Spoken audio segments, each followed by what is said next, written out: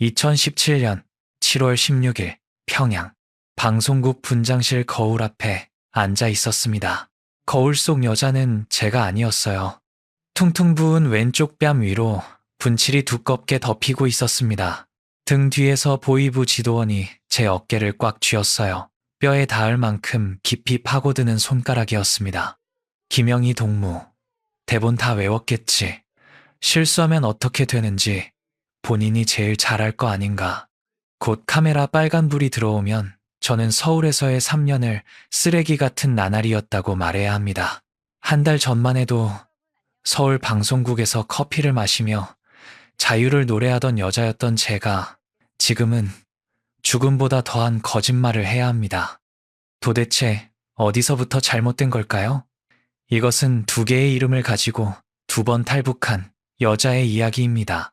이 이야기는 실제 탈북 사례를 바탕으로 재구성한 것입니다. 등장인물의 이름은 안전을 위해 가명을 사용하였습니다. 구독과 좋아요 부탁드립니다. 그리고 어느 지역에서 듣고 계신지 댓글로 알려주시면 반가운 마음으로 인사드리겠습니다. 두 개의 이름과 두 번의 탈북. 이 이야기는 20년 전 평양의 한 아파트로 거슬러 올라갑니다. 1997년 평양 보통강 구역의 낡은 아파트.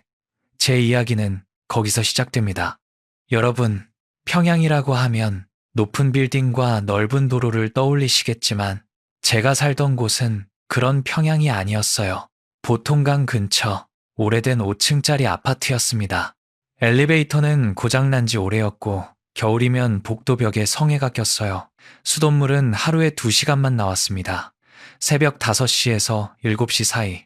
어머니는 그 2시간 동안 양동이란 양동이는 죄다 끌어모아 물을 받아두셨습니다. 물이 끊기면 그걸로 하루를 버텨야 했어요. 여름에는 물이 금방 상해서 빨래 헹군 물로 변기를 내리고 쌀 씻은 물로 얼굴을 닦았습니다. 그게 평양이었어요.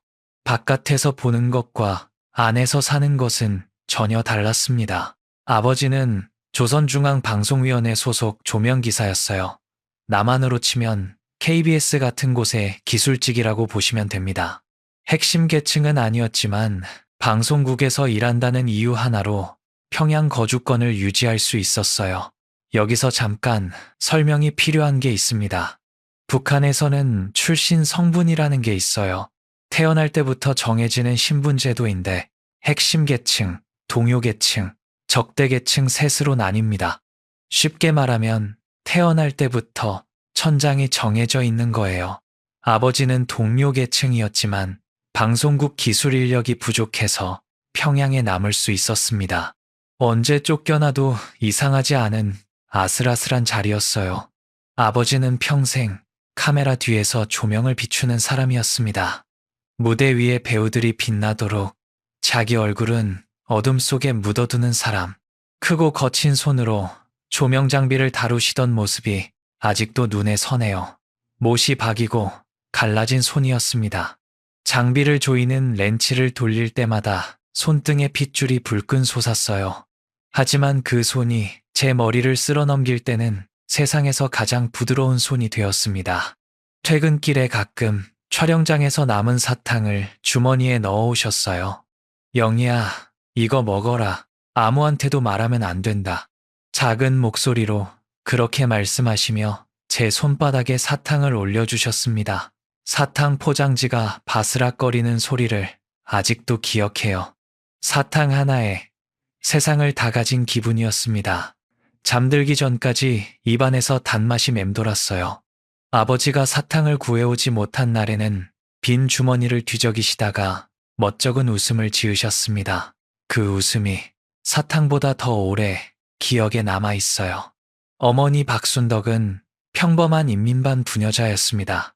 인민반이란 나만의 통반 조직 같은 건데 마을이나 아파트 단위로 묶인 주민 조직의 최소 단위예요. 어머니는 매주 생활총화에 빠지지 않으셨습니다. 생활총화는 주간 사상 점검 회의 같은 건데 한 주 동안 자기가 뭘 잘못했는지 스스로 고발하고 서로를 비판하는 자리예요. 잘못한 게 없어도 뭔가를 말해야 했습니다. 어머니는 늘 이번 주에 세탁물을 늦게 걸었습니다. 같은 말을 하셨어요. 거기서 고개를 숙이고 앉아 계시는 어머니를 한번 본 적이 있습니다. 작고 단단한 등이 그날따라 유난히 웅크려 보였어요. 어머니는 말수가 적은 분이셨습니다. 대신 밥상에 정성을 쏟으셨어요. 배급이 끊겨 옥수수죽밖에 못 끓이는 날에도 어머니는 꼭 된장 한 수를 넣어 간을 맞추셨습니다. 된장이 없는 날에는 소금이라도 조금 더 넣으셨어요. 그릇에 담긴 죽이 허전해 보이지 않게 파 한 줄기를 송송 썰어 올리셨습니다. 그게 어머니의 자존심이었어요. 영희야, 밥 먹어라. 그게 어머니가 사랑을 표현하는 유일한 방식이었습니다. 돌이켜보면 그 네 글자 안에 어머니의 모든 것이 담겨 있었어요. 걱정도, 미안함도, 기도도 전부. 남동생 영철이는 저보다 3살 아래였어요. 장난꾸러기에 울보였습니다. 겨울이면 코를 훌쩍이며 제 뒤만 졸졸 따라다녔어요. 누나, 나도 데려가. 학교에 갈 때마다 현관문 앞에서 그렇게 울먹이던 녀석이었습니다. 영철이는 어머니를 빼다 박았어요. 입이 무겁고 속이 깊고 밥을 먹을 때 늘 제 그릇부터 살피는 아이였습니다. 제가 숟가락을 든 걸 확인하고 나서야 자기 밥을 떴어요. 그런 녀석이 나중에 군대에 끌려가게 됩니다. 하지만 그건 좀 뒤의 이야기예요. 그 시절 저는 물속에 있는 물고기 같았습니다. 물이 뭔지 몰랐어요. 우리 삶이 비정상이라는 생각을 해본 적이 없었습니다. 배급이 줄어도 전기가 끊겨도 생활 총화에서 이웃을 고발해야 해도 그게 다 원래 그런 거라고 믿었어요. 위원장님이 우리를 지켜주신다고 고난의 행군만 견디면 좋은 날이 온다고 진심으로 믿었습니다. 의심이라는 걸 배운 적이 없었으니까요. 균열은 아주 천천히 왔습니다. 1998년이었어요. 고난의 행군이 한창이던 시절입니다. 고난의 행군이란 1990년대 중반부터 2000년대 초반까지 이어진 대기근 시기예요. 수십만 명이 굶어 죽었습니다. 배급은 완전히 끊겼고 장마당에서 옥수수라도 구하려면 온종일 줄을 서야 했어요. 장마당은 비공식 시장입니다. 공식적으로는 존재하면 안 되는 곳인데 그때는 그곳 없이는 아무도 살 수 없었어요. 어느 날 학교에서 돌아오는 길이었습니다. 골목 모퉁이에 사람이 쓰러져 있었어요. 처음에는 술 취한 사람인 줄 알았습니다. 가까이 가보니 아이였어요. 저보다 서너 살 어린 10살쯤 돼 보이는 남자아이. 눈이 반쯤 열려 있었는데 초점이 없었습니다. 입술이 파랗게 질려 있었어요. 팔다리가 나뭇가지처럼 앙상했습니다. 배가 비정상적으로 부풀어 있었어요. 굶주림이 극에 달하면 배가 부풀어 오른다는 걸 나중에 알았습니다. 저는 그 아이를 한참이나 내려다보았어요. 무서웠습니다. 하지만 그보다 더 무서운 건 지나가는 어른들이 아무도 멈추지 않는다는 거였어요. 모두 고개를 돌리고 빠르게 걸어갔습니다. 마치 안 보이는 것처럼. 아이 옆을 지나가는 발소리가 자갈 위에서 서걱서걱 울렸어요. 그 소리가 유난히 크게 들렸습니다. 집에 돌아와 어머니에게 말했어요. 엄마, 골목에 아이가 쓰러져 있어. 어머니는 제 입을 틀어막으셨습니다. 조용히 해. 그런 말 밖에서 하면 안 된다. 어머니 손바닥에서 된장 냄새가 났어요. 그날 저녁 어머니가 차려주신 옥수수죽이 목구멍을 넘어가지 않았습니다. 숟가락을 들었다 놓기를 몇 번이나 반복했어요. 어머니가 아무 말 없이 제 등을 쓸어주셨습니다. 그게 첫 번째 균열이었어요. 두 번째 균열은 아버지에게서 왔습니다. 2000년이었어요. 아버지가 퇴근 후 술을 드시고 들어오신 날이었습니다. 아버지는 원래 술을 잘 안 드시는 분이에요. 그날따라 눈이 벌번게 충혈되어 있었습니다. 신발도 제대로 못 벗으시고 현관에 주저앉으셨어요. 어머니가 물을 갖다 드리자 아버지가 갑자기 낮은 목소리로 말씀하셨습니다.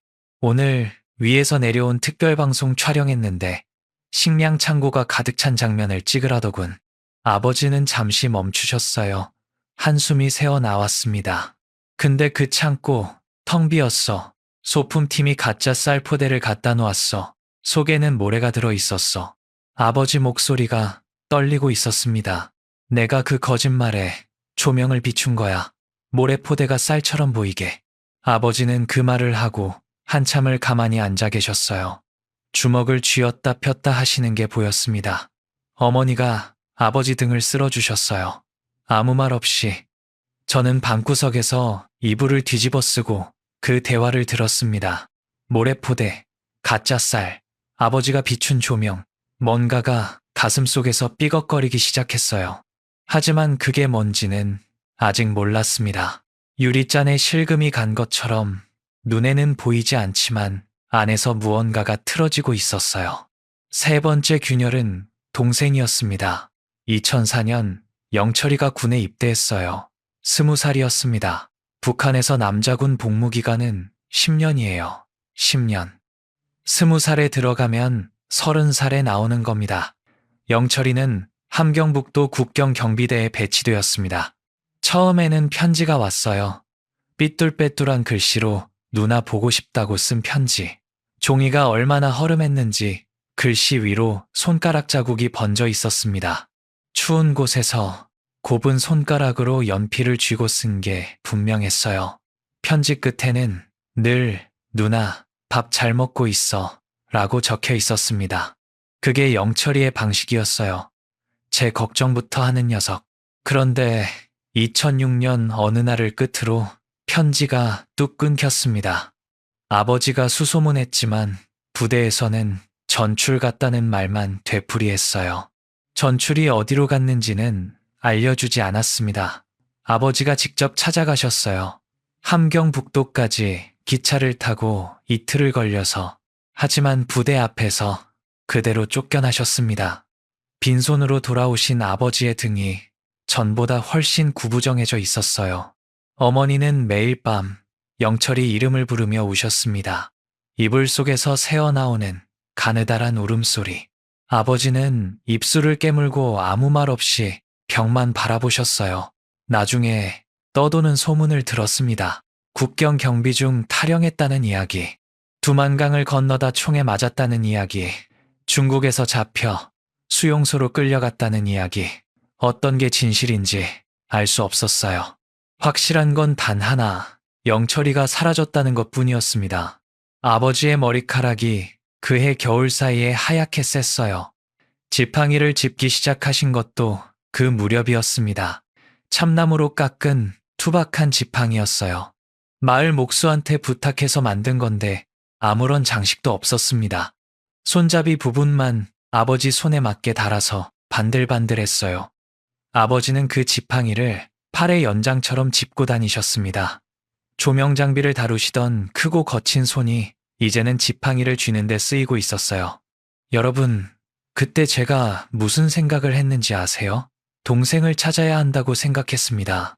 영철이가 중국으로 갔다면 거기서 찾으면 되고, 수용소에 있다면 돈을 구해서라도 빼내야 한다고 말도 안 되는 생각이었어요. 하지만 28살의 저는 그렇게 무모했습니다. 그리고 그 무모함이 탈북이라는 선택으로 저를 밀어넣었어요. 2008년 3월이었습니다. 장마당에서 화장품을 팔며 알게 된 조선족 브로커가 있었어요. 최동국이라는 사람이었습니다. 40대 초반, 연변 출신. 중국과 북한을 오가며 밀무역을 하는 사람이었어요. 처음에는 중국산 화장품 거래 상대였습니다. 립스틱이며 크림이며 장마당에서 불티나게 팔리는 물건들을 그에게서 받았어요. 거래를 하다 보니 자연스럽게 이런저런 이야기를 나누게 되었습니다. 그는 제 사정을 들으며 진심으로 안타까워하는 것 같았어요. 영희야, 너처럼 똑똑한 애가 여기서 썩을 순 없지. 강만 건너면 세상이 달라. 동생도 찾을 수 있어. 저는 그 말을 믿었습니다. 목숨을 걸 만큼 최동국 씨에게 브로커 비용, 중국 돈 2만 위안을 치르기로 했어요. 장마당에서 3년 동안 모은 전 재산이었습니다. 탈북 과정을 다 말씀드리려면 밤을 새워도 모자라요. 2008년 10월 두만강, 폭이 좁은 상류 지점이었어요. 강폭이 30m쯤 되는 곳, 새벽 3시 경비가 가장 약한 시간대였습니다. 칠흑 같은 어둠 속에서 최동국 씨가 제 손을 잡고 강물에 들어갔어요.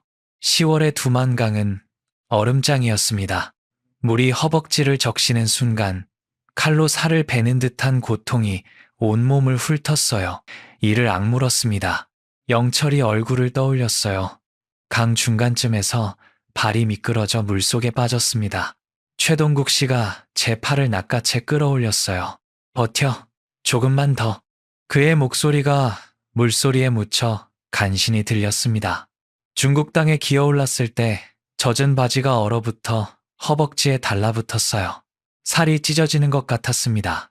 하지만 살아 있었어요. 최동국 씨가 등을 토닥이며 말했습니다. 됐다. 이제 살았어. 그 말이 그렇게 따뜻할 수가 없었어요. 저는 그에게 목숨을 빚진 셈이었습니다. 그 뒤에 여정은 길었어요. 연변에서 숨어 지내다 칭다오로 다시 라오스를 거쳐 태국 방콕까지 넉 달이 걸렸습니다. 2009년 2월 마침내 인천공항에 내렸어요. 대한민국 땅을 밟는 순간 다리에 힘이 풀려 주저앉았습니다. 공항 바닥이 반들반들하고 따뜻했어요. 북한 어디에서도 느껴본 적 없는 온기였습니다. 하나원에서 3개월간 적응 교육을 받았어요. 하나원은 탈북민들이 남한에 처음 왔을 때 사회 적응 교육을 받는 시설입니다. 거기서 영어도 다시 공부했어요. 사실 저는 평양 외국어대학 영어과에 다닌 적이 있습니다. 고난의 행군 때 학비가 없어서 중퇴했지만 기본적인 영어는 할 줄 알았어요. 하나원에서 그 영어를 다시 갈고 닦았습니다. 이 영어가 나중에 제 목숨을 살리게 될 줄은 그때 몰랐어요. 하나원을 나온 뒤 서울의 작은 원룸에 정착했습니다. 처음에는 모든 게 낯설었어요. 마트에 가면 물건이 너무 많아서 어지러웠습니다. 우유를 하나 사서 냉장고에 넣어뒀는데 너무 아까워서 유통기한이 지날 때까지 바라만 봤어요. 결국 상해서 버렸습니다. 북한에서는 없어서 못 먹고 남한에서는 아까워서 못 먹고 웃기지도 않은 일이었어요. 그런데 제 인생을 바꾼 일이 생겼습니다. 2012년 탈북민 관련 방송 프로그램에 출연하게 된 거예요. 처음에는 떨려서 말도 제대로 못했습니다. 하지만 제가 겪은 이야기를 하자 사람들이 울었어요. 작가가 그러더군요. 수진 씨, 당신 이야기에는 힘이 있어요. 김수진, 그게 제 남한 이름이었습니다. 방송에서는 그 이름을 썼어요. 반응이 좋았습니다. 출연 요청이 이어졌어요. 저는 카메라 앞에서 웃는 법을 배웠습니다. 화장하는 법도 예쁜 옷 입는 법도 배웠어요. 팬이 생겼습니다. 사인을 해달라는 사람도 있었어요. 수진 씨는 북에서 왔지만 참 밝아요. 성공했네요. 부러워요. 사람들은 그렇게 말했습니다. 저도 그런 줄 알았어요. 성공한 줄 알았습니다.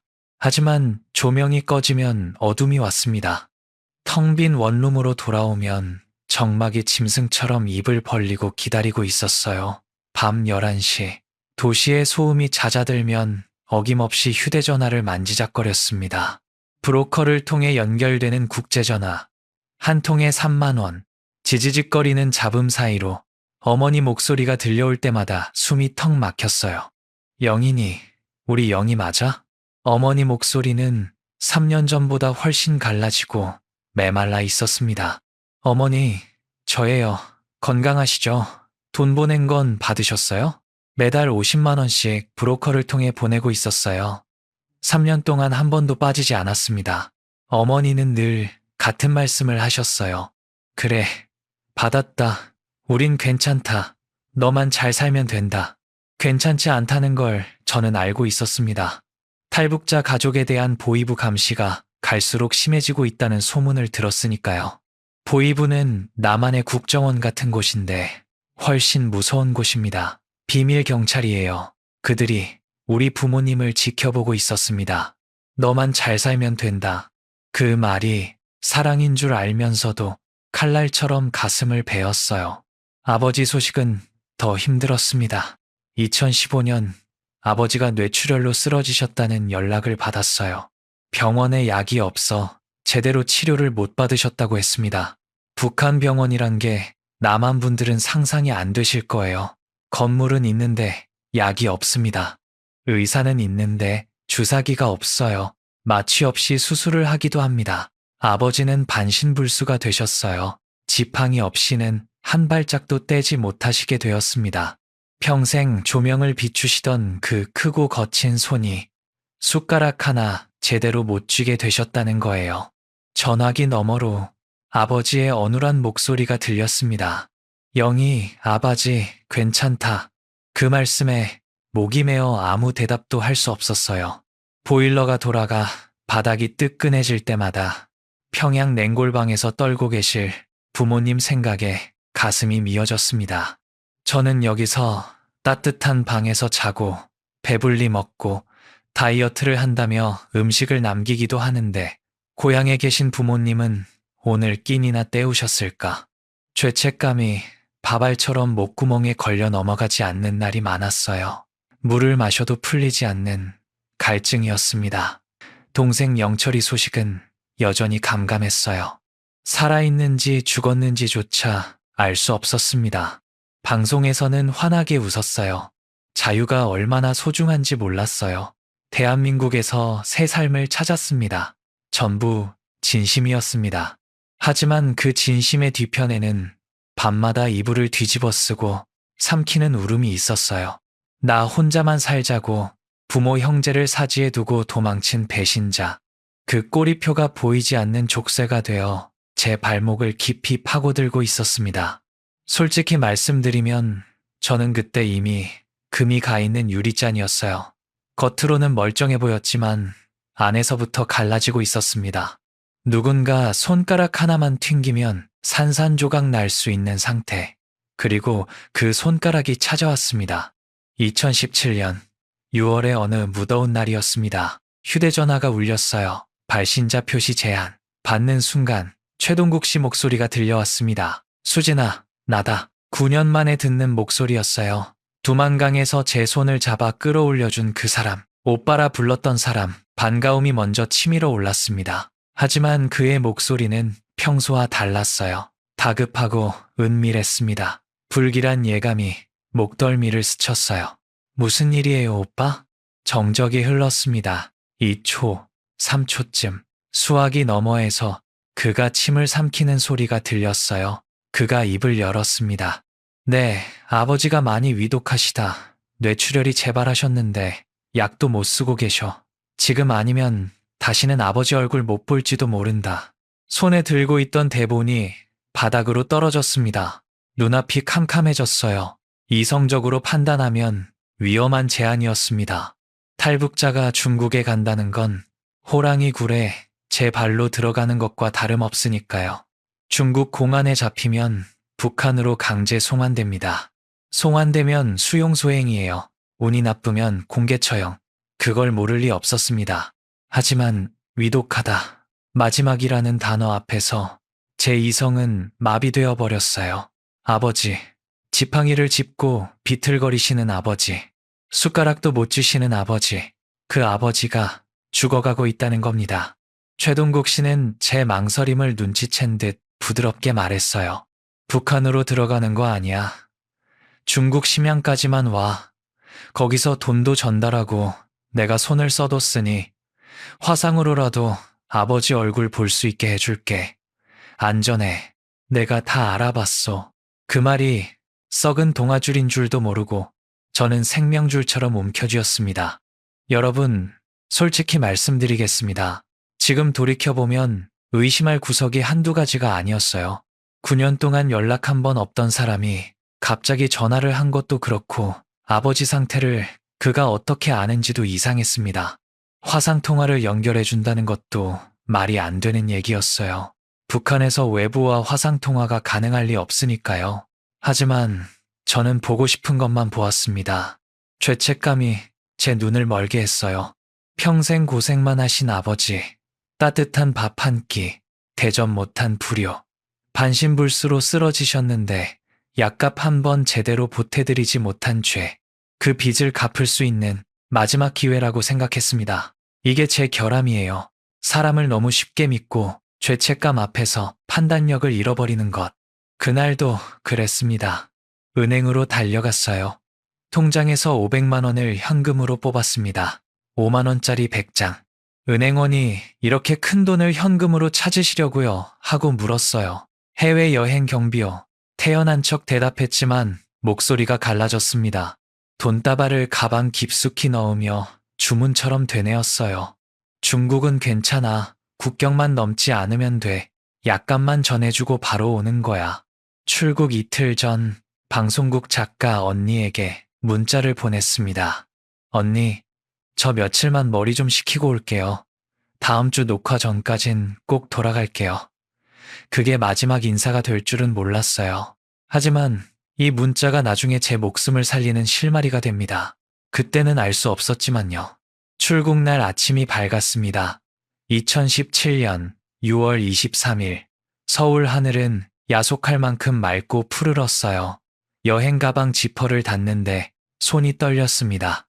평소 방송할 때 입던 하얀 원피스와 화장품 파우치를 넣다가 문득 멈칫했어요. 책상 위에 놓인 다음 주 방송 대본이 눈에 들어왔습니다. 제목이 자유를 찾은 사람들이었어요. 그 글자가 비수처럼 가슴에 박혔습니다. 씁쓸한 웃음이 새어나왔어요. 현관문을 나서며 뒤를 돌아보았습니다. 작은 원룸, 벽에 걸린 웃는 사진, 팬들이 선물해준 곰 인형, 냄비 하나와 그릇 2개. 소박하지만 소중한 우주가 거기 있었어요. 익숙한 풍경이 낯설게 느껴졌습니다. 마치 다시는 이 문고리를 잡지 못할 것 같은 불길한 예감이 스쳐갔어요. 가슴이 답답해졌습니다. 하지만 고개를 저으며 신발을 신었어요. 공항 가는 리무진 버스 안, 창밖으로 한강이 반짝거렸습니다. 이어폰을 꽂았지만 음악은 들리지 않았어요. 오직 제 심장 뛰는 소리만 귀를 때렸습니다. 여권을 쥔 손에 식은땀이 흥건했어요. 비행기가 이륙했습니다. 서울의 풍경이 발 아래로 작아져 점이 되어갈 때 저는 제 인생의 봄날도 자유라는 이름의 그 달콤한 공기도 영영 멀어지고 있다는 걸 알지 못했어요. 그것이 제가 본 서울의 마지막 모습이었습니다. 심양타오춤 공항에 내리는 순간 공기의 무게가 달랐습니다. 서울 공기가 가볍고 산뜻했다면 심양은 물먹은 솜처럼 무겁고 축축했어요. 매캐한 석탄 냄새가 코 속 점막을 찔렀습니다. 그 냄새가 몸속 깊은 곳에 잠든 공포를 깨웠어요. 9년 전 두만강을 건너 중국 땅을 밟았을 때 맡았던 바로 그 냄새였습니다. 심장이 불규칙하게 뛰기 시작했어요. 아니야, 괜찮아. 여권이 있잖아. 나는 대한민국 국민이야. 스스로를 다독이며 여권을 쥔 손에 힘을 주었습니다. 손바닥은 이미 식은땀으로 젖어 있었어요. 입국 게이트를 빠져나오자 기둥 뒤에서 최동국 씨가 모습을 드러냈습니다. 서울에서 봤던 말끔한 모습은 온데간데 없었어요. 낡은 점퍼에 구부정한 어깨, 며칠은 감지 않은 듯한 떡진 머리카락, 낯설었습니다. 반가움보다 이질감이 먼저 목덜미를 스치고 지나갔어요. 수진아, 여기다. 그가 제 팔을 낚아채듯 잡았습니다. 시체처럼 차가운 손이었어요. 미세하게 떨리고 있었습니다. 오빠, 왜 그래? 아버지는 어떠셔? 다급하게 물었지만 그는 눈을 피하며 걸음을 옮겼어요. 호텔 가서 얘기해. 공항에서 택시를 잡는 그 짧은 시간 동안 그는 단 한 번도 저와 눈을 맞추지 않았습니다. 택시 안에서도 침묵은 계속되었어요. 차창 밖으로 심양의 거리가 스쳐 지나갔습니다. 회색빛 건물들 위로 붉은색 간판들이 핏물처럼 번쩍거렸어요. 익숙한 한글 간판들이었지만 서울의 그것과는 전혀 다른 느낌이었습니다. 음산하고 위협적이었어요. 오빠, 진짜 괜찮은 거 맞지? 우리 아버지 만날 수 있는 거지? 참다 못해 다시 물었을 때 그는 창밖을 보며 작게 중얼거렸습니다. 곧 알게 될 거야. 그 목소리가 너무나 건조해서 저는 더 이상 아무것도 물을 수 없었어요.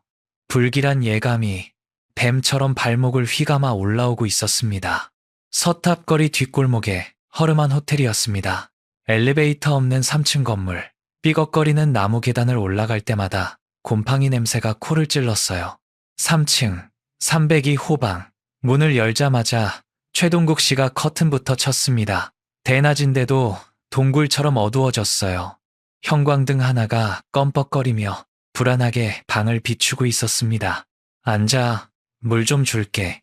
탁자 위 생수병을 따서 컵에 부었어요. 물을 따르는 그의 손이 심하게 떨려서 물이 탁자 위로 튀었습니다. 그가 컵을 내밀었어요. 목이 탔습니다. 긴장 때문에 입안이 바짝 말라 있었어요.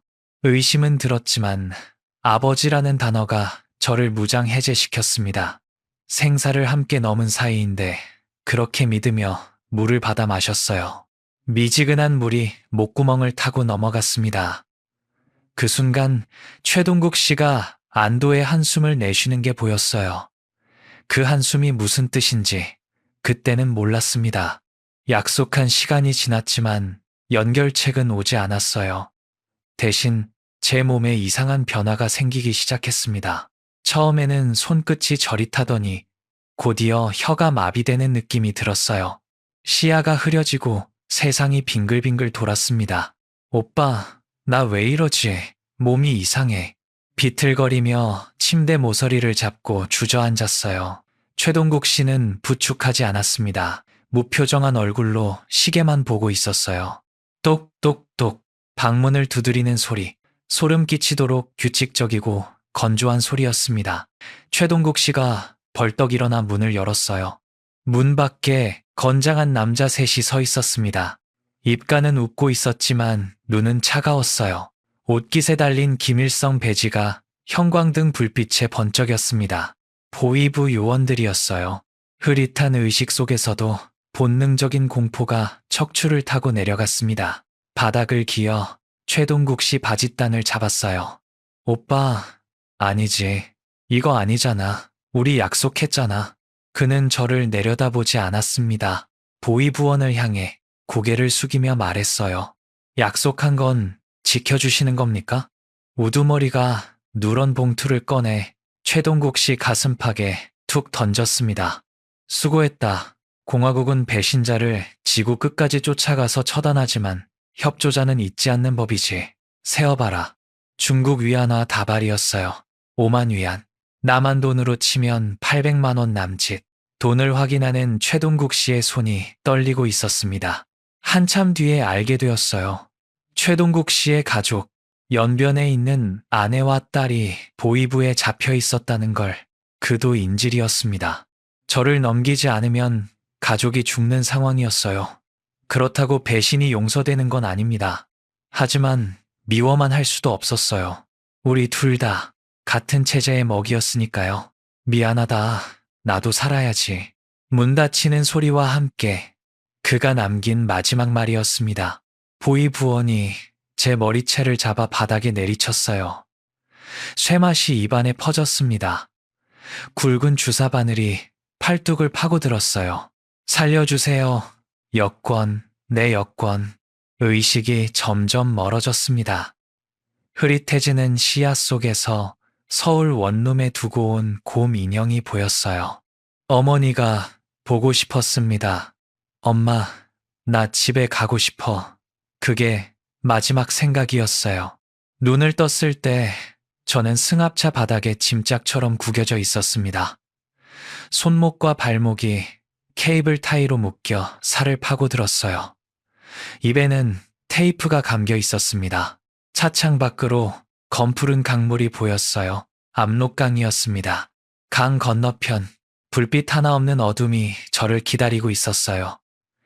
등 뒤로 멀어지는 중국 단동의 네온사인. 저 불빛 너머에 서울이 있는데 내 방이, 내 이불이, 내 대본이 저기 있는데 손을 뻗으면 닿을 것 같은데 닿을 수 없었습니다. 눈물이 테이프 위로 흘러내렸어요. 차가 국경을 넘었습니다. 문이 열리고 영하의 바람이 들이쳤어요. 군화 소리가 가까워졌습니다. 누군가 저를 끌어내렸어요. 무릎이 아스팔트에 찍혔지만 고통조차 느끼지 못했습니다. 코끝에 닿는 흙냄새, 고향의 흙냄새였지만 그날 밤에는 역겨웠어요. 보이부 요원이 제 주머니에서 여권을 꺼냈습니다. 라이터를 켰어요. 칙! 소리와 함께 여권이 타오르기 시작했습니다. 대한민국이라는 금박 글씨가 불꽃에 뒤틀렸어요. 제 사진이 녹아내렸습니다. 제가 되어 바닥에 흩어지는 여권을 보며 직감했어요. 김수진은 죽었다. 이제 여기에는 배신자 김영희만 남았다. 그날 모든 것이 바뀌었습니다.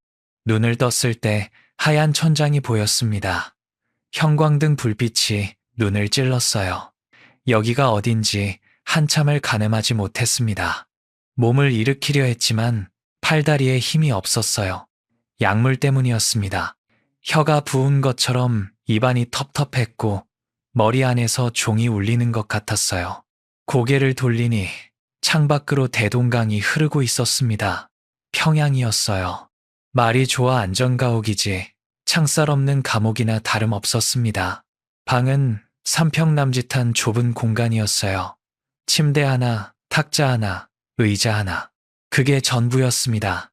방 구석에 감시 카메라 2대가 붉은 눈을 깜빡이며 저를 내려다보고 있었어요. 화장실에 갈 때도, 잠을 잘 때도, 울 때도 그 붉은 눈은 꺼지지 않았습니다. 문 밖에서는 군화 소리가 규칙적으로 오갔어요. 24시간 무장보초였습니다. 복도 끝에서 보초가 기침하는 소리까지 들렸어요. 그 기침 소리가 제 숨소리를 감시하는 것 같았습니다. 첫 일주일은 조사의 연속이었어요. 매일 같은 방, 같은 의자, 같은 질문. 보위부 지도원은 40대 중반쯤 되어 보이는 마른 체구의 남자였습니다. 눈이 가늘고 입꼬리가 늘 올라가 있었어요. 웃는 것 같은데 웃는 게 아닌 얼굴. 그가 제 맞은편에 앉아 서류를 넘기며 물었습니다. 서울에서 누굴 만났나? 이름 생김새 다 돼. 방송에서 뭐라고 했나? 한마디도 빠뜨리지 말고. 돈은 누구한테? 얼마나 어떤 경로로 보냈나? 대답이 늦으면 탁자를 내리쳤어요. 쾅 하는 소리에 온몸이 움츠러들었습니다. 커피 종류까지 캐물었어요. 제가 즐겨 마시던 아이스 아메리카노가 얼마짜린지, 그게 북한 돈으로 환산하면 얼마인지까지. 그들은 제 서울 생활을 저보다 더 잘 알고 있었습니다. 방송 출연 영상은 물론이고 제가 자주 가던 카페 위치, 자취방 주소까지 파악하고 있었어요. 소름이 끼쳤습니다. 거짓말하면 네 부모부터 작살낸다. 그 협박은 빈말이 아니었어요. 실제로 부모님을 인질로 잡고 있었으니까요. 이 주일째 되는 날, 지도원이 휴대전화 화면을 보여주었습니다. 화면 속에는 아버지가 계셨어요. 지팡이를 짚고 비틀거리며 복도를 걷고 계셨습니다. 참나무 지팡이의 손잡이가 화면에 잡혔어요. 아버지 손에 맞게 달아 반들반들한 그 손잡이. 아버지 옆에는 어머니가 팔을 잡아들이고 계셨습니다. 어머니의 등이 제 기억보다 훨씬 작아져 있었어요. 가슴이 쥐어짜이는 것 같았습니다. 살리고 싶으면 시키는 대로 해. 그 한마디에 무너졌습니다. 어느 날 밤 지도원이 서류 한 장을 던졌어요. 깨알 같은 글씨가 빼곡했습니다. 저는 남조선의 썩어빠진 자본주의의 환멸을 느끼고 자발적으로 공화국의 품으로 돌아왔습니다. 읽는 순간 손이 덜덜 떨렸어요. 이걸 말하면 다시는 돌아갈 수 없는 강을 건너는 겁니다. 하지만 거부할 수 없었어요. 화면 속 아버지의 지팡이가 눈앞에 아른거렸으니까요. 저는 고개를 숙이고 종이를 받아들었습니다. 그날부터 연기가 시작되었어요. 김수진이 아닌 김영희가 되는 연기. 아니, 김영희조차 아닌 당이 만들어낸 인형이 되는 연기였습니다. 거울 앞에서 웃는 연습을 했어요. 속은 썩어 문드러지는데 입꼬리를 올려야 했습니다. 장군님의 품이 그립습니다. 이 말을 할 때마다 입안에서 모래알을 씹는 것 같았어요. 아버지가 비춘 조명 아래 가짜 쌀포대가 놓여있던 그 방송. 이제 저도 아버지와 같은 일을 하고 있었습니다. 거짓에 불을 비추는 일. 아버지는 조명으로, 저는 얼굴로. 그 사실이 가장 견디기 힘들었어요. 첫 방송 녹화 날이 왔습니다. 우리 민족끼리라는 대남 선전 매체의 인터뷰였어요. 분장실 거울 앞에 앉아 멍든 얼굴 위에 화장을 덮었습니다. 서울에서는 화장이 즐거웠어요. 예뻐지는 과정이었으니까요. 하지만 평양의 분장은 달랐습니다. 상처를 숨기는 과정이었어요. 파운데이션 층이 두꺼워질수록 제 진짜 얼굴은 더 깊이 묻혔습니다. 거울 속의 여자는 웃고 있었어요. 하지만 그 웃음 밑에는 시퍼런 멍이 겹겹이 쌓여 있었습니다. 스튜디오 조명이 뜨거웠어요. 서울 방송국 조명과 같은 온도였을 겁니다. 하지만 그 열기는 따뜻함이 아니라 타들어가는 고통이었어요. 카메라 렌즈가 총구처럼 저를 겨누고 있었습니다. 큐 사인이 떨어졌어요. 남조선에서의 생활은 지옥이었습니다. 제 목소리가 스튜디오에 공허하게 울렸습니다. 그때 진행자가 대본에 없는 질문을 던졌어요. 그럼 남조선에서 방송 나와서 했던 말들은 다 거짓말이었습니까? 머릿속이 하얘졌습니다. 카메라 뒤에서 지도원이 주먹을 쥐어 보였어요. 살기 어린 눈빛. 네, 다 시키는 대로 한 거짓말이었습니다. 그 말을 하는 순간 제 안에서 무언가가 꺾이는 소리가 들렸어요. 거짓말이 또 다른 거짓말을 낳았고 저는 스스로 제 과거를 짓밟아야 했습니다. 서울에서 저를 응원해주던 사람들의 얼굴이 하나씩 떠올랐어요. 그들이 이 방송을 보면 뭐라고 할까? 배신자라고 손가락질하겠지. 그 상상은 보이부의 고문보다 더 아프게 가슴을 찔렀습니다. 녹화가 끝나자 다리에 힘이 풀려 주저앉았어요. 화장실로 달려가 토했습니다. 위액이 넘어올 때까지 토하고 또 토했어요. 거울 속에 비친 얼굴은 괴물 같았습니다. 살기 위해 영혼을 판 괴물.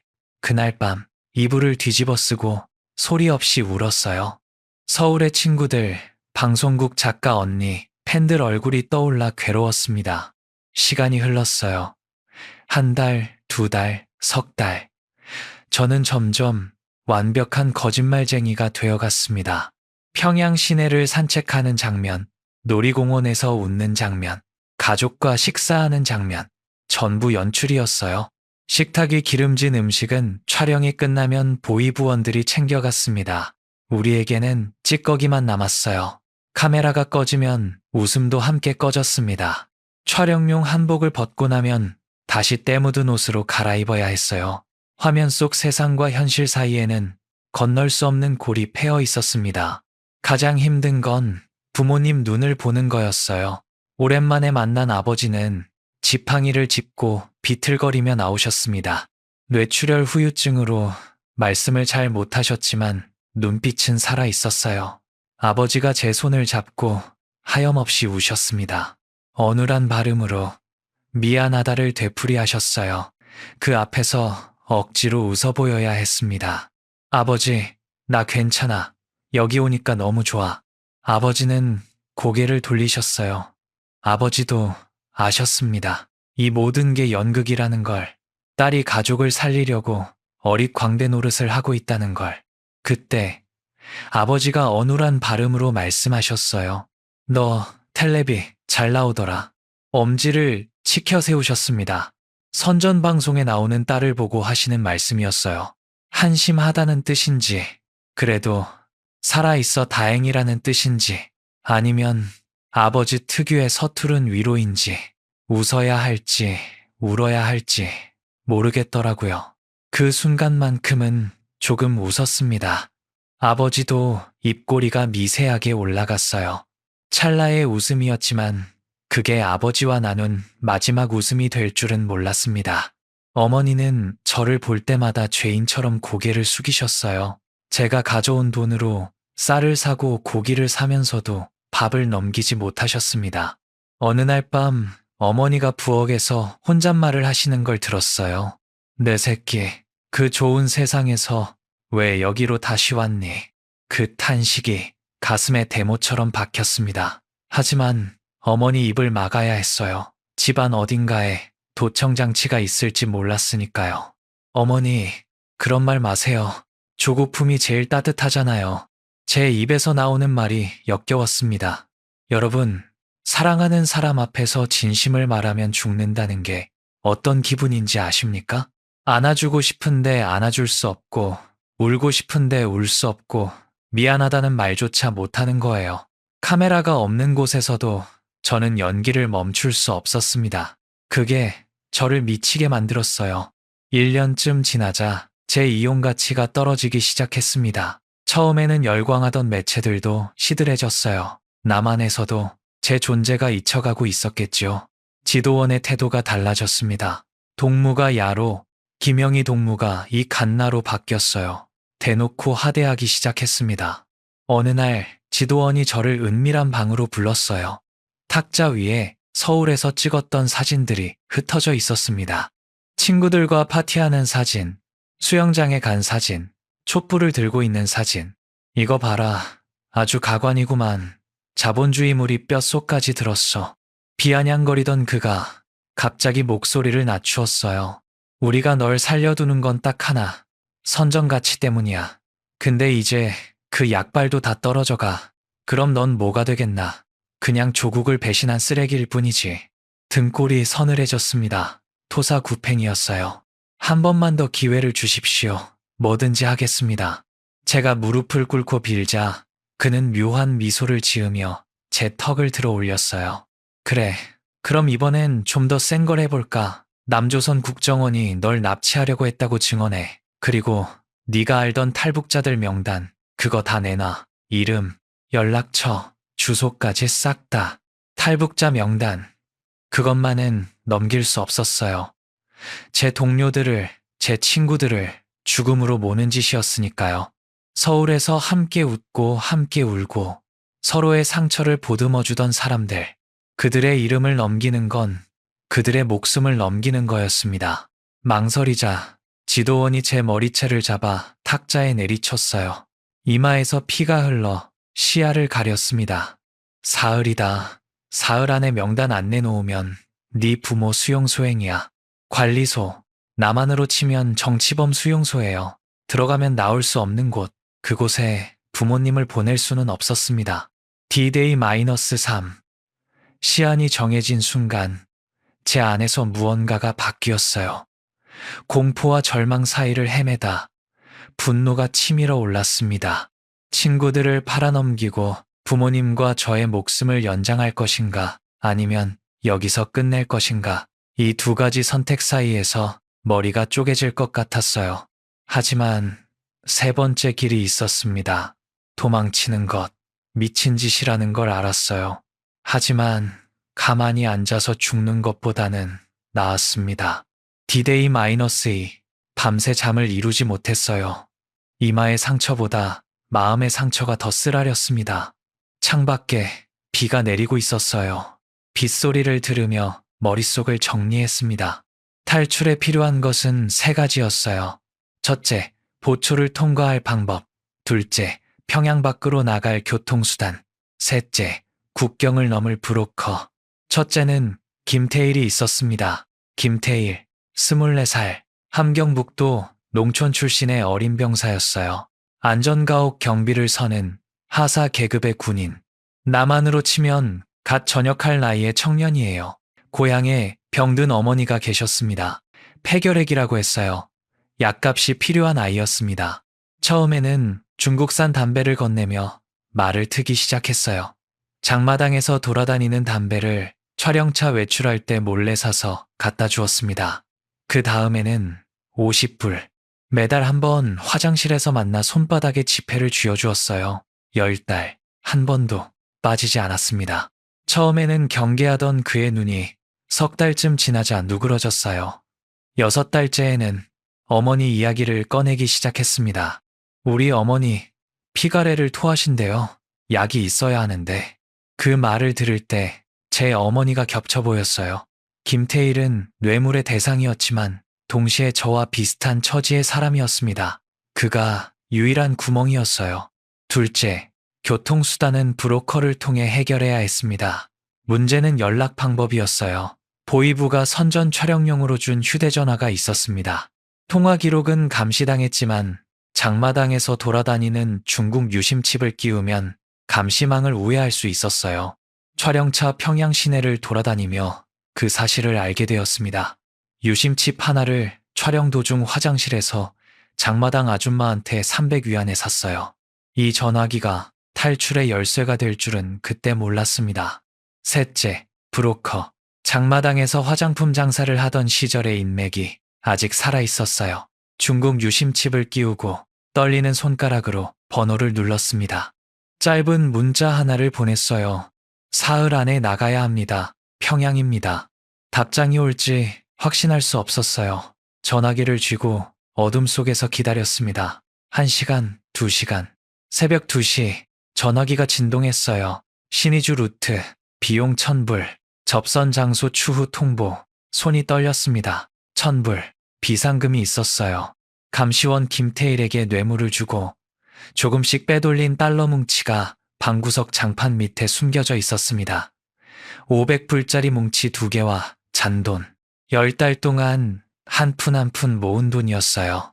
디데이 하루 전날 브로커에게서 접선 장소가 도착했습니다. 평양 외곽 만경대구역 뒷산 중턱 바위 틈. 새벽 3시. 남은 건 김태희를 최종적으로 설득하는 것과 부모님께 마지막 인사를 하는 것. 아니, 인사가 아니라 작별이었어요. 작별이라는 말도 사치였습니다. 부모님은 제가 떠나는 것도 모르실 테니까요. 그날 저녁, 어머니가 저녁상을 차려주셨습니다. 옥수수밥에 배추된장국. 어머니는 제 그릇에 국물을 수북이 퍼주셨어요. 영희야, 밥 먹어라. 늘 하시던 그 말씀이었습니다. 그런데 그날따라 그 네 글자가 견딜 수 없이 무거웠어요. 숟가락을 든 손이 떨렸습니다. 옥수수밥 위로 된장국 김이 모락모락 올라왔어요. 그 김 사이로 어머니 얼굴이 흐릿하게 보였습니다. 주름이 깊어진 이마, 햇볕에 그을린 볼, 걱정으로 가득 찬 눈. 왜 그러니? 밥맛이 없어? 어머니가 이상한 눈으로 저를 보셨어요. 고개를 저었습니다. 아니요, 맛있어요. 억지로 밥을 삼켰어요. 목구멍에 걸렸습니다. 이게 어머니가 차려주시는 마지막 밥상이 될지도 모른다는 생각에 눈물이 차올랐지만 들킬 수 없었어요. 밥알 하나하나를 씹고 또 씹었습니다. 삼킬 수 없었지만 버릴 수도 없었어요. 어머니가 퍼주신 밥이니까. 밤 11시, 부모님이 잠드셨어요. 아버지의 거친 숨소리가 문틈으로 새어나왔습니다. 저는 방구석 장판을 들추었어요. 달러 뭉치와 작은 쪽지, 낡은 배낭에 비상금, 미숫가루 한 봉지, 부모님 사진 한 장을 넣었습니다. 옷을 겹겹이 껴입었어요. 7월이지만 강을 건너야 할 수도 있었습니다.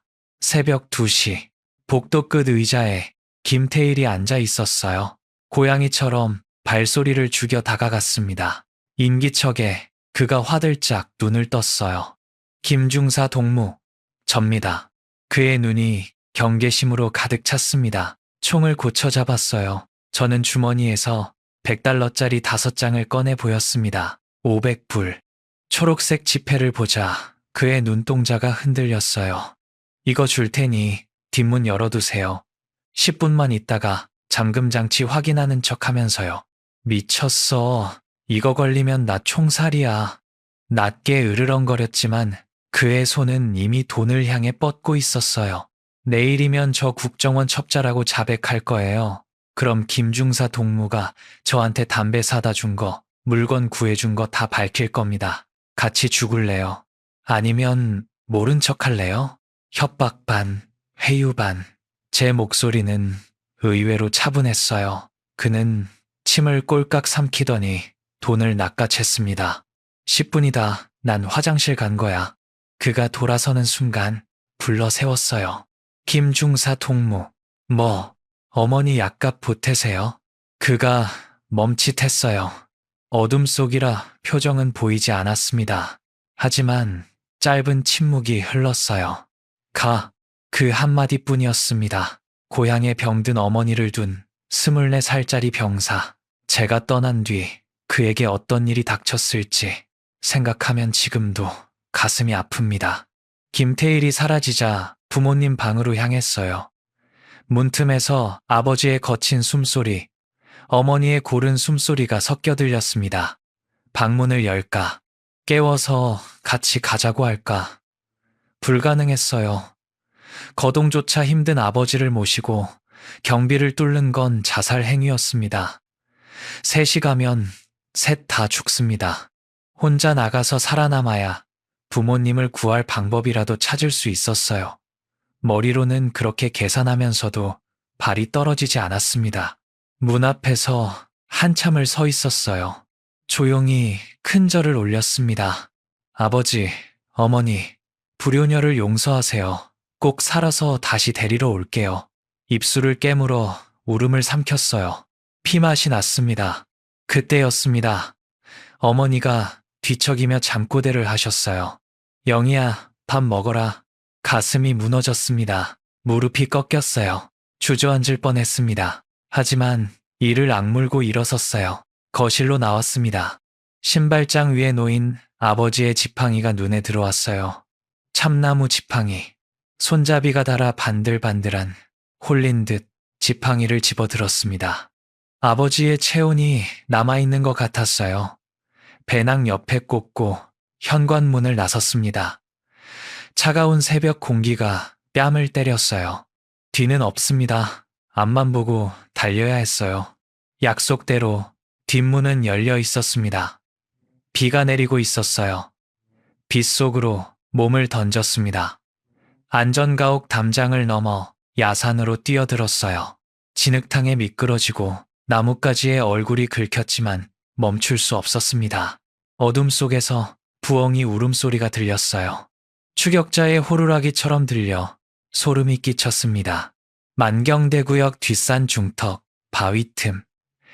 새벽 3시, 누군가 랜턴 불빛을 깜빡였어요. 짧게 2번, 길게 1번.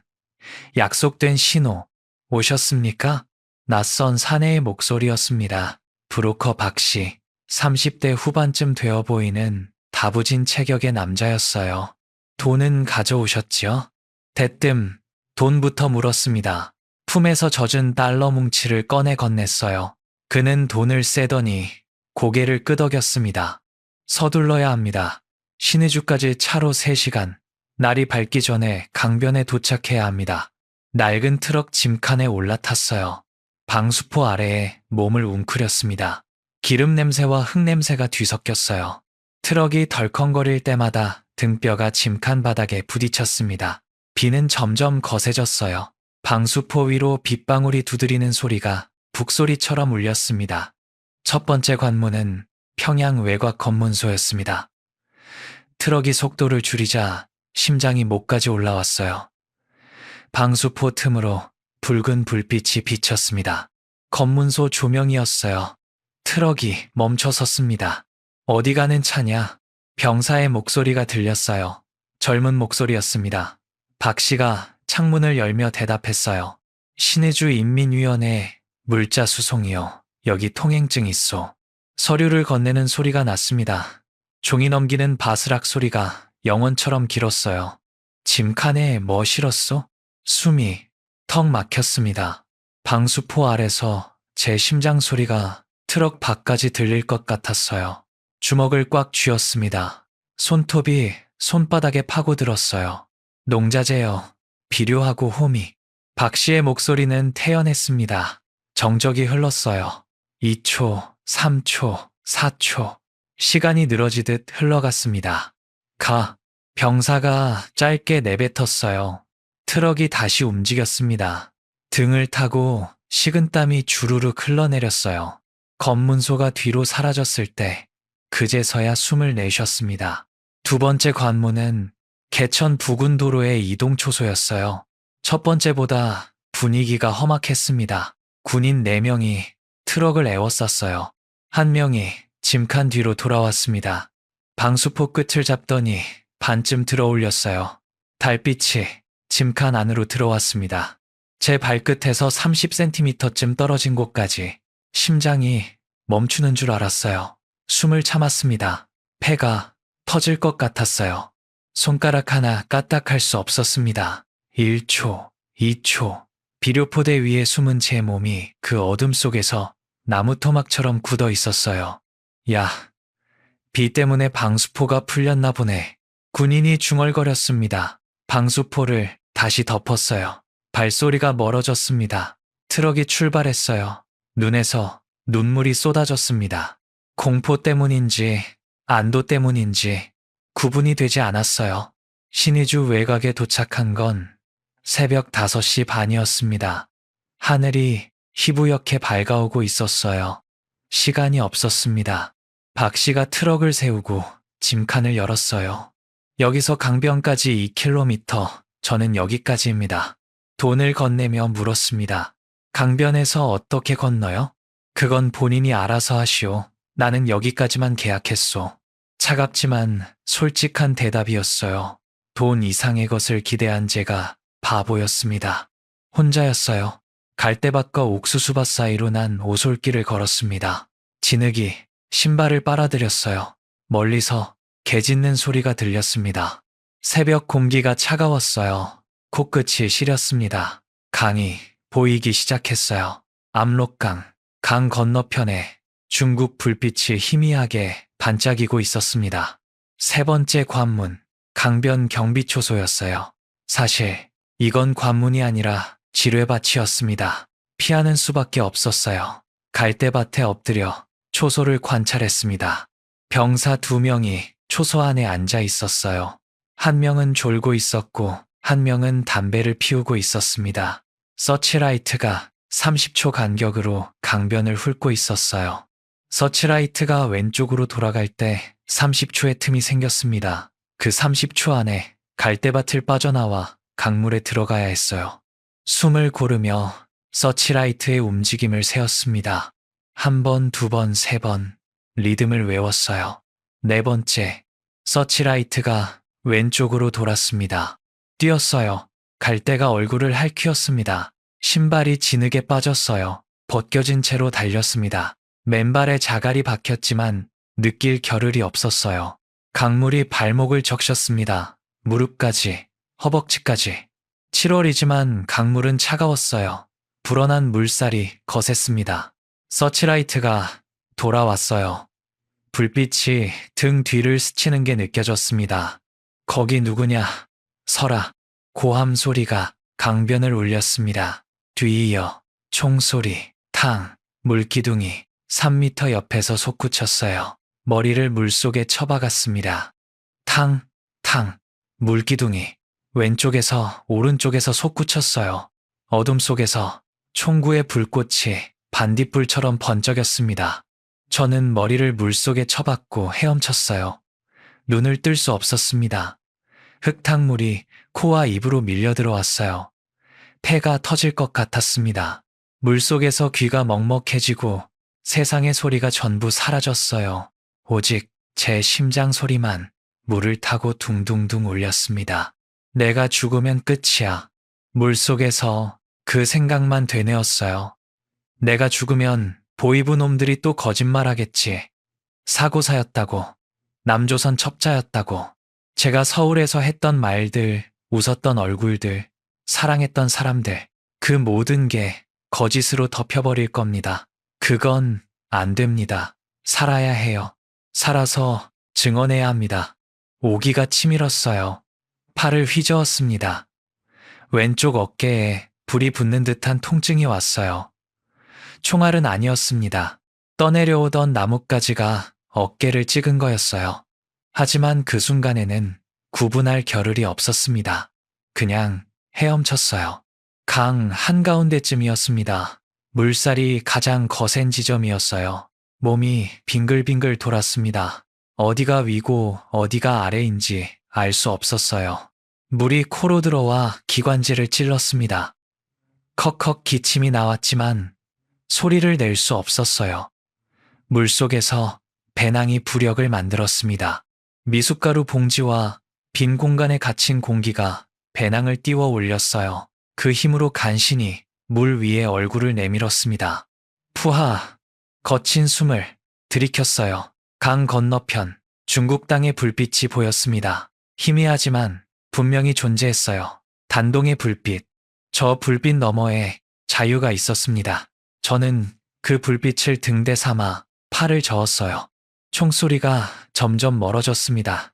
강 중간을 넘어가니 사정거리에서 벗어나는 것 같았어요. 하지만 안심할 수 없었습니다. 추격조가 배를 띄울 수도 있었어요.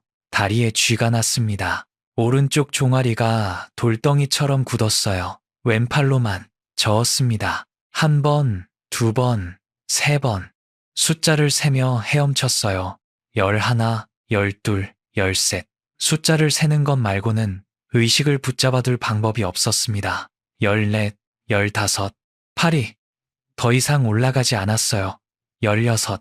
제발. 17. 손끝에 뭔가 닿았습니다. 진흙이었어요. 부드럽고 축축한 진흙. 중국 땅이었습니다. 무릎으로 기어 강둑을 올라갔어요. 온몸이 진흙투성이었습니다. 젖은 옷이 천근만근 무거웠어요. 갈대밭 속에 쓰러지듯 몸을 숨겼습니다. 이가 딱딱 부딪혔어요. 7월인데 온몸이 얼어붙은 것 같았습니다.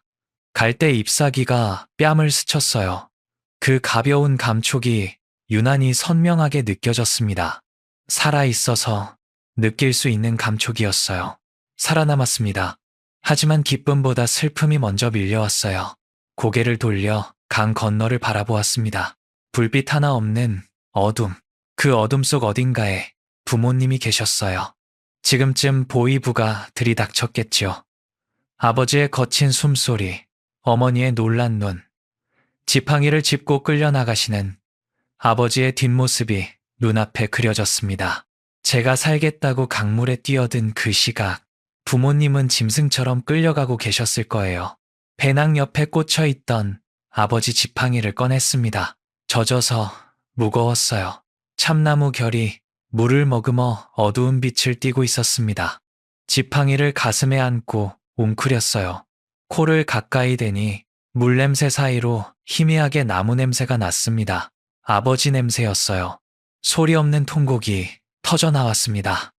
울음소리를 내면 안 되니까 입을 틀어막고 울었어요. 온몸이 경련하듯 떨렸습니다. 빗물인지 강물인지 눈물인지 모를 것이 뺨을 타고 흘러내렸어요.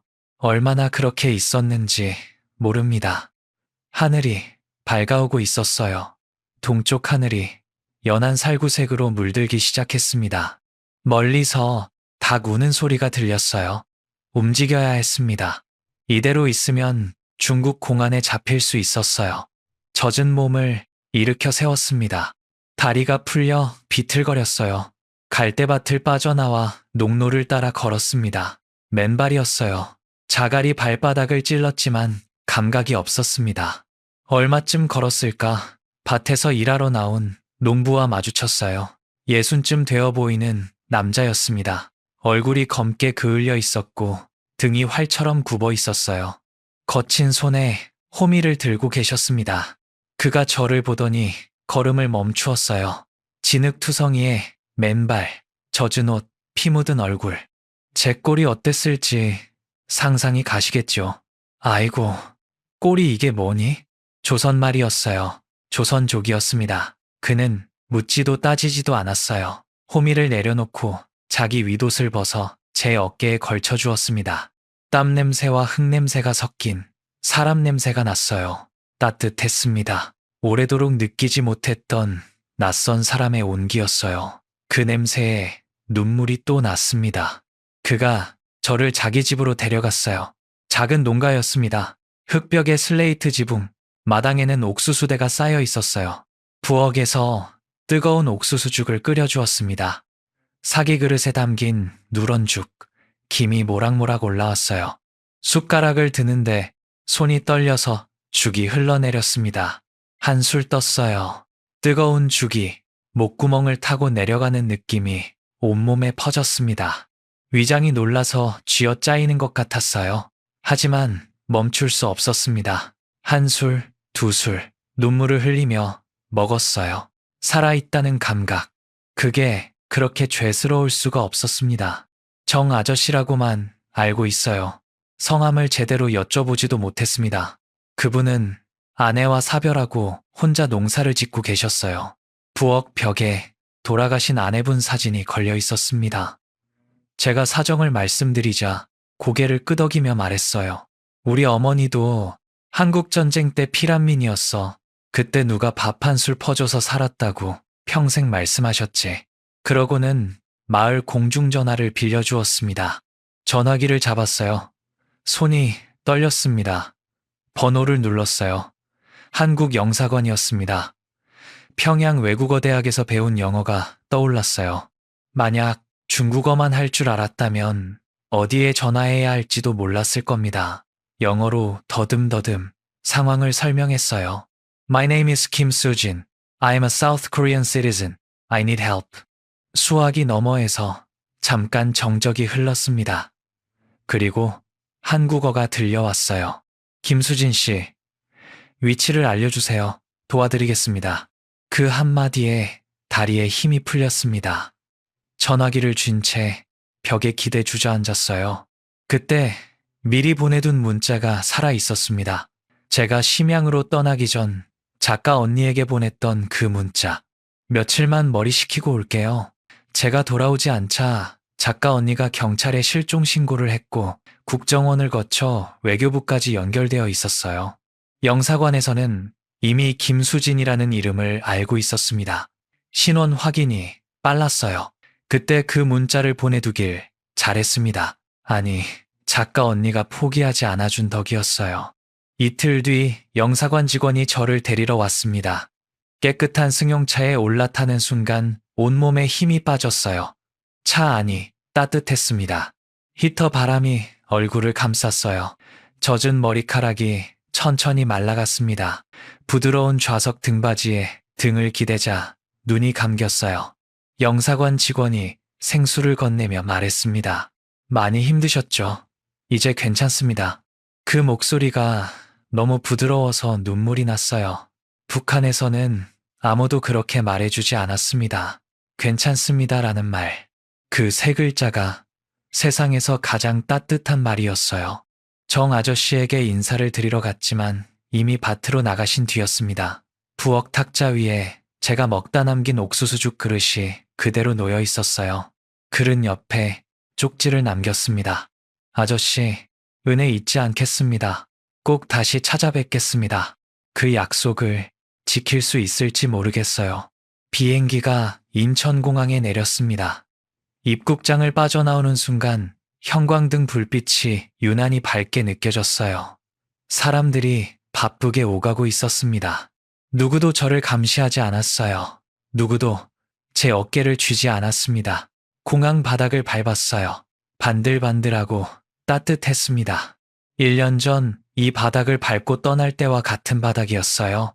하지만 발밑의 감촉이 완전히 달랐습니다. 그때는 두려움이었고 지금은 안도였어요. 살았습니다. 살아남았습니다. 처음으로 깊은 잠을 잤어요. 꿈도 꾸지 않는 그런 잠이었습니다. 서울로 돌아왔지만 예전의 삶은 없었습니다. 방송국에서 연락이 왔어요. 모두 거절했습니다. 화려한 조명도 카메라도 사람들의 관심도 이제는 견딜 수 없었어요. 김수진이라는 이름으로 웃던 여자는 압록강 물속에 빠뜨리고 온 것 같았습니다. 자취방으로 돌아왔어요. 문을 열자 1년 전 떠날 때 그대로였습니다. 벽에 걸린 웃는 사진, 팬들이 선물해준 곰인형, 냄비 하나와 그릇 2개. 먼지가 수북이 쌓여 있었어요.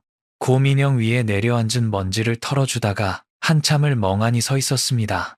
이 방에서 가방을 쌌던 아침이 떠올랐어요. 다음 주 녹화 전까진 돌아올게요 라고 문자를 보내던 그 아침. 그때의 저와 지금의 저 사이에는 건널 수 없는 강이 흐르고 있었습니다. 석 달쯤 지났을 때 북한 소식통을 통해 부모님 소식을 들었어요. 부모님은 그날 밤 보이부에 끌려가셨답니다. 행방은 모릅니다. 수용소로 가셨을 겁니다. 예상은 했습니다. 하지만 막상 귀로 들으니 바닥이 꺼지는 것 같았어요. 제가 살겠다고 강물에 뛰어든 그 시각, 부모님은 끌려가고 계셨겠죠. 효도하겠다고 돈을 보낸 것이 화근이었습니다. 아버지를 보겠다고 중국에 간 것이 비극의 시작이었어요. 살겠다고 도망친 것이 부모님의 남은 날들을 앗아간 거였습니다. 제가 보낸 돈이 보이부의 레이더에 잡히게 만들었어요. 제가 방송에 나간 것이 보이부의 표적이 되게 만들었습니다. 제가 중국에 간 것이 함정을 완성시켰어요. 모든 화살이 제 자신을 향하고 있었습니다. 배낭에서 아버지 지팡이를 꺼냈어요. 압록강 물에 젖었다 마르면서 나무가 갈라져 있었습니다. 손잡이에 반들반들하던 결이 거칠어져 있었어요. 하지만 지팡이를 쥐면 아직도 아버지 손의 형태가 느껴졌습니다. 손가락 마디마디의 굴곡이 나무에 새겨져 있었어요. 지팡이를 껴안고 방바닥을 치며 울었습니다. 밤마다 악몽을 꿨어요. 차가운 감방 바닥에 쓰러져 계시는 부모님의 꿈. 원망하는 눈빛이 아니라 걱정하는 눈빛이어서 더 견딜 수 없었습니다. 꿈속에서 어머니가 말씀하셨어요. 영희야, 밥 먹어라. 잠에서 깨면 베개가 젖어 있었습니다.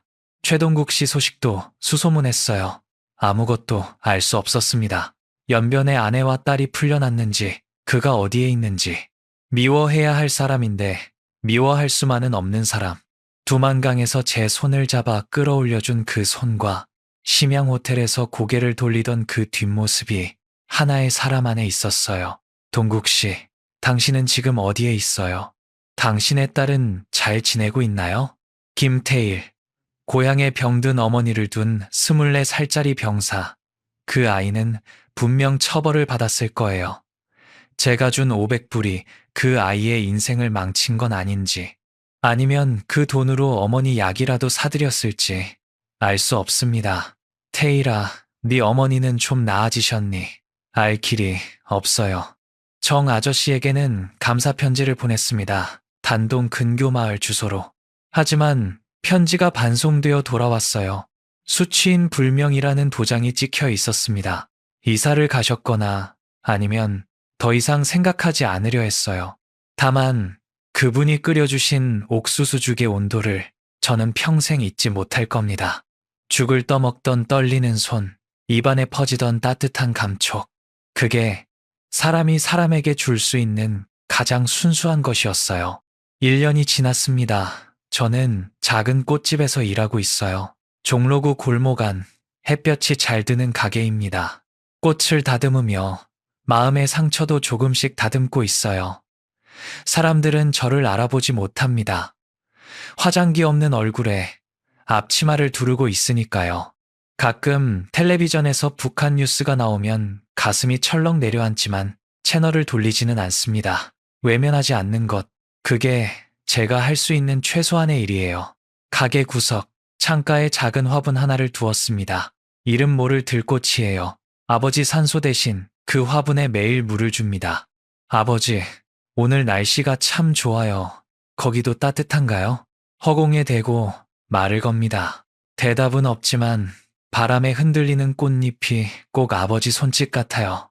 화분 옆에 지팡이를 세워뒀습니다. 갈라진 참나무 지팡이. 아버지 손의 형태가 새겨진 손잡이. 가게에 오는 손님들은 이상하게 생각하시겠지만 아무도 묻지 않아요. 저도 설명하지 않습니다. 그냥 거기 서 있는 것만으로 충분하니까요. 가끔 탈북민 정착 지원 봉사에 나갑니다. 갓 넘어온 사람들의 눈에서 예전의 제 모습을 봐요. 두려움과 희망이 뒤섞인 그 눈빛. 손을 잡아주며 말합니다. 살아줘서 고마워요. 정말 고생했어요. 그 말은 그들에게 하는 말이기도 하지만 사실 제가 저한테 해주고 싶은 말이에요. 살아남은 것이 죄가 아니라 살아남아서 기억하고 증언하는 것이 의무라는 걸 이제는 조금 알 것 같습니다. 조금이요. 얼마 전 장미꽃 가시에 손가락을 찔렸어요. 반창고를 붙이면서 웃음이 났습니다. 압록강에서 죽다 살아난 사람이 장미 가시에 찔려서 반창고를 붙이고 있으니 인생이란 참 알 수 없는 거예요. 여러분, 오늘 아침에 뭘 드셨어요? 밥이든 빵이든 국이든 누군가 차려준 것이든 혼자 차린 것이든 그 한 끼가 당연한 게 아닙니다. 저는 그걸 아는데 반평생이 걸렸어요. 오늘 아침에도 밥을 차렸습니다. 혼자 먹는 밥상이에요. 그릇 하나, 숟가락 하나, 의자 하나. 하지만 밥을 뜨기 전에 빈자리를 바라봅니다. 어머니가 앉으셨을 자리, 아버지가 앉으셨을 자리, 영철이가 코를 훌쩍이며 앉았을 자리, 그리고 혼잣말을 해요. 어머니, 오늘도 밥 먹었어요. 이 한마디를 하려고 저는 두만강을 건너고 압록강을 건너고 또다시 압록강을 건넜습니다. 이 한마디를 할 수 있는 자유를 얻기 위해 제가 치른 값은 너무 컸어요. 하지만 후회하지 않습니다. 오직 한 가지, 부모님을 데리고 나오지 못한 것. 그것만 후회합니다. 언젠가 통일이 되는 날, 저는 아버지의 지팡이를 들고 고향으로 달려갈 겁니다. 비록 부모님이 안 계시더라도 그분들이 사셨던 집 마당에 이 지팡이를 꽂고 큰절을 올릴 거예요. 아버지, 어머니, 저 돌아왔어요. 영희가 왔어요. 그때까지 씩씩하게 살겠습니다. 밥도 잘 먹고 잠도 잘 자고 가끔은 웃기도 할 거예요. 그것이 부모님이 제게 남겨주신 마지막 선물일 테니까요. 창밖을 봅니다. 잿빛 구름 사이로 한 줄기 햇살이 내리톱니다. 저 햇살이 북녘 땅에도 닿기를, 차가운 수용소 담벼락 너머에도 닿기를 간절히 빕니다. 부디 살아만 계셔주세요. 제 이름은 김수진, 그리고 김영희입니다. 저는 오늘도 두 개의 이름을 안고 살아갑니다. 이 이야기의 주인공 김수진은 실제로 남한에서 방송인으로 활동하다가 제2북한 탈북민들의 사례를 모티브로 창작된 인물입니다. 아마 많은 분들께서 기억하고 계실 거예요. 탈북민 관련 프로그램에서 환하게 웃으며 자유를 이야기하던 출연자가 어느 날 갑자기 사라졌다는 뉴스를, 그리고 얼마 뒤 북한 선전 매체에 나와서 정반대의 이야기를 하는 그 사람의 모습을 말이죠. 화면 속의 웃음이 진짜인지 강요된 것인지, 아니면 자발적으로 돌아간 것인지 끌려간 것인지 지금도 수많은 추측을 하고 있지만 분명한 사실 하나가 있습니다. 그들이 카메라 앞에서 한 말이 진심이 아닐 수 있다는 것. 그 웃음 뒤에 우리가 상상할 수 없는 공포와 협박이 있을 수 있다는 것이죠. 이 영상은 그 이면에 감춰졌던 인간적 고뇌를 깊이 들여다보고 싶어서 만들었습니다. 가족을 향한 사랑이 함정이 되고, 신뢰가 배신이 되고, 자유가 빼앗기는 과정, 그리고 그 모든 것을 뚫고 다시 일어서는 한 사람의 이야기 말이죠. 실제 사건의 진실이 무엇이든 우리가 잊지 말아야 할 것은 하나입니다. 지금 이 순간에도 북한의 수용소와 감시구역에서 고통받고 있을 사람들이 있다는 것 말이죠.